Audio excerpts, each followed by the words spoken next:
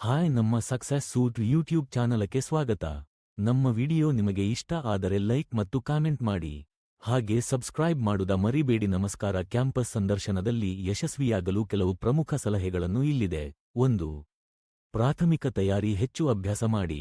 ನಿಮ್ಮ ವಿಷಯದ ತಾಂತ್ರಿಕ ಸಾಮರ್ಥ್ಯದ ಬಗ್ಗೆ ಖಚಿತಗೊಳ್ಳಿ. ಕೋರ್ಸ್ನ ಮೂಲಭೂತ ವಿಷಯಗಳು ಮತ್ತು ಪರಿಕಲ್ಪನೆಗಳನ್ನು ಸ್ಪಷ್ಟವಾಗಿ ತಿಳಿದುಕೊಳ್ಳಿ. ರೆಸ್ಯೂಮೆ ತಯಾರಿ.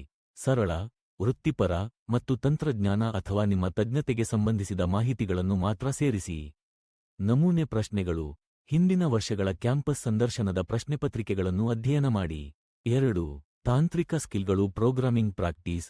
ನಿಮ್ಮ ತಾಂತ್ರಿಕ ಕ್ಷೇತ್ರಕ್ಕೆ ಸಂಬಂಧಿಸಿದಂತೆ ಪ್ರೋಗ್ರಾಮಿಂಗ್ ಭಾಷೆಗಳನ್ನು ಸಿ ಸಂಕಲನ, ಪೈಥಾನ್, ಜಾವಾ ಚೆನ್ನಾಗಿ ಅಭ್ಯಾಸ ಮಾಡಿ. ಡೇಟಾ ಸ್ಟ್ರಕ್ಚರ್ ಮತ್ತು ಆಲ್ಗೋರಿದಮ್.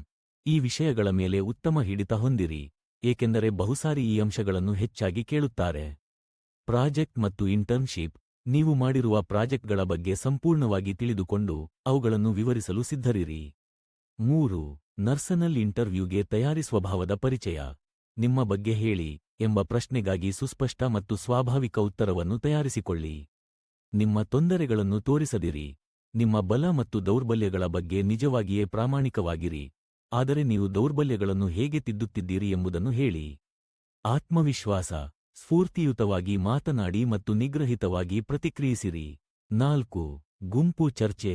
Group discussion. ಸ್ಪಷ್ಟವಾಗಿ ಮಾತನಾಡಿ.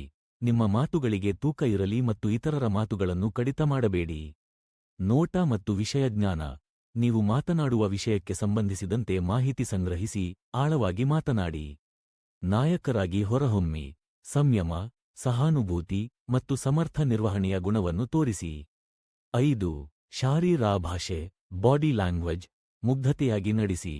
ಮೃದು ಮುಖಭಾವ, ಸೂಕ್ತ ಶರೀರದ ಕಟ್ಟುಪಾಡು ಮತ್ತು ಶ್ರದ್ಧೆಯೊಂದಿಗೆ ಕೇಳುವ ಅಭ್ಯಾಸ ಇಟ್ಟುಕೊಳ್ಳಿ. ಗಾಢ ಕಣ್ಣು ಸಂಪರ್ಕ.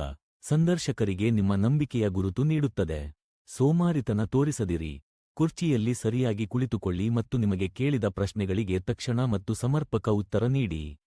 6. ಸಮಯ ನಿರ್ವಹಣೆ. ಸರಿಯಾದ ಸಮಯದಲ್ಲಿ ತಲುಪಿರಿ. ಸಂದರ್ಶನಕ್ಕಿಂತ 15 ನಿಮಿಷ ಮೊದಲೇ ತಲುಪುವಂತೆ ಯತ್ನಿಸಿ. ಉತ್ತರಗಳು ಚೊಕ್ಕ ಮತ್ತು ಸ್ಪಷ್ಟ. ಆಲೋಚನೆ ಮಾಡಿ, ಆದರೆ ಚುಟುಕು ಉತ್ತರ ನೀಡಿ. 7.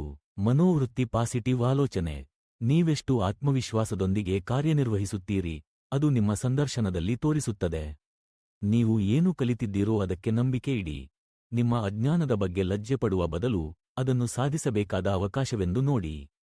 ಸಮಾರೋಪ. ಕ್ಯಾಂಪಸ್ ಸಂದರ್ಶನದಲ್ಲಿ ಯಶಸ್ವಿಯಾಗಲು ತಾಂತ್ರಿಕ ಜ್ಞಾನ, ಉತ್ತಮ ಸಂವಹನ, ಆಳವಾದ ಅಭ್ಯಾಸ ಮತ್ತು ಪಾಸಿಟಿವ್ ಮನೋಭಾವ ಮುಖ್ಯ.